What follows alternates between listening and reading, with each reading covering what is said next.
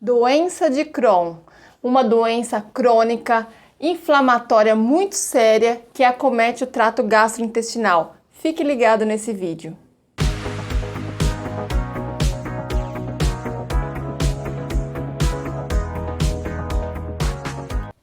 Olá, eu me chamo Elisandra Caires, sou enfermeira estomaterapeuta e o assunto de hoje é sobre doença de Crohn. Como eu já disse, é uma doença crônica e não tem causa definida, então ela não tem cura, porém ela tem um controle. Ela pode atingir todo o sistema digestivo ou digestório com a nova nomenclatura, ou seja, desde a boca até o ânus. Porém, predominantemente afeta mais o final do intestino delgado, lá no ilho, e intestino grosso, cólon, mas pode se manifestar em todo o trato gastrointestinal. A doença ela costuma se manifestar cedo, antes dos 30 anos, e ela afeta o organismo de forma espaçada. A inflamação ela não se concentra apenas em um local. Cerca de 1/3 das pessoas que têm doença de Crohn desenvolve as complicações no intestino grosso.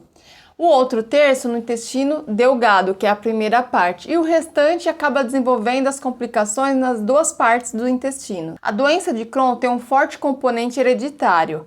Cerca de 20% das pessoas que têm doença de Crohn têm um parentesco de primeiro grau com a mesma condição. A doença de Crohn ela pode causar diarreia, dores abdominais como cólicas, alguns casos pode ter febre, sangramento retal e também pode ocorrer a perda de apetite e de peso subsequente.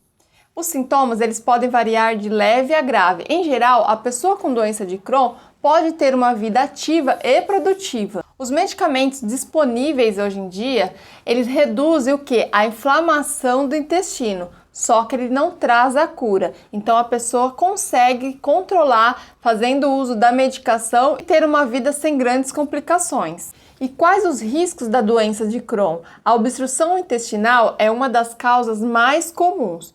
Com aquela inflamação, o intestino ele tende a ficar mais edemaciado, ou seja, inchado.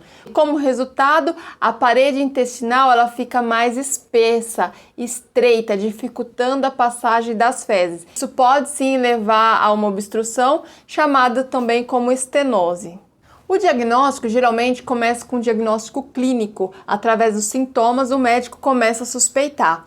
E aí ele pede alguns exames, que pode ser desde exames de imagem, colonoscopia, endoscopia, radiografia, tomografia computadorizada e em alguns casos até ressonância magnética. Porque quem tem a doença de Crohn pode acontecer de ter fístulas, que é a comunicação de um órgão para o outro. E a ressonância magnética consegue identificar se está ocorrendo algum tipo de fístula no intestino. Na doença de Crohn existem fases, desde a fase aguda, que pode acontecer de repente de um dia para o outro, assim como a progressão da crise pode ser bem lenta, demorando dias para ocorrer, e temos a fase de remissão, que ela é definida como o período que a doença não está ativa. 95% das pessoas nessa fase não apresenta nenhum tipo de sintoma. Então, quem tem doença de Crohn tem que fazer ao máximo para evitar novas inflamações.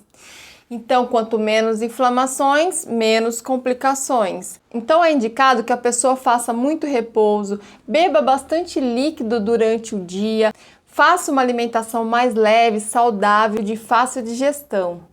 A doença de Crohn, ela faz parte das doenças inflamatórias intestinais. Então, existem várias doenças que acometem o trato gastrointestinal. Vou dar um exemplo de uma doença, inclusive eu vou fazer uma comparação com a doença de Crohn, que é a retocolite ulcerativa. E qual seria a diferença entre uma e outra? A retocolite ulcerativa, ela acomete exclusivamente a parte do intestino grosso, lá para o fim do intestino até o reto. Porém, se a gente for pensar na doença de Crohn, eu não disse que ela pode pegar desde a boca até o ânus? E aí, se eu tiver um comprometimento na parte inferior do intestino grosso, eu vou ficar na dúvida, é doença de Crohn ou retocolite ulcerativa? Então eu vou dar alguns exemplos que vai diferenciar uma da outra.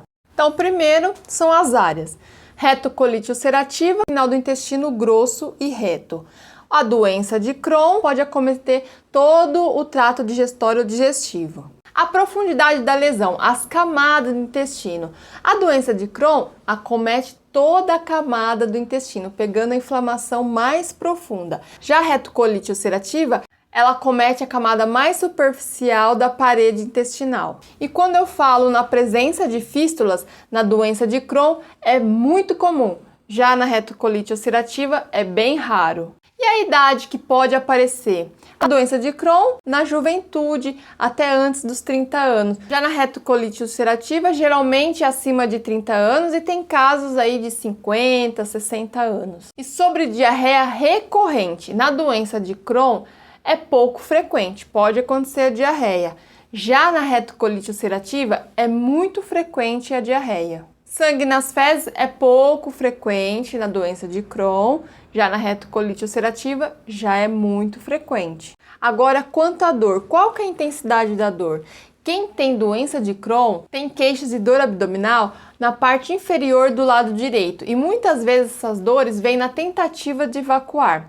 Já na retocolite ulcerativa, isso pode variar o local e as queixas mais comuns são espasmos, cólica e na região média do abdômen.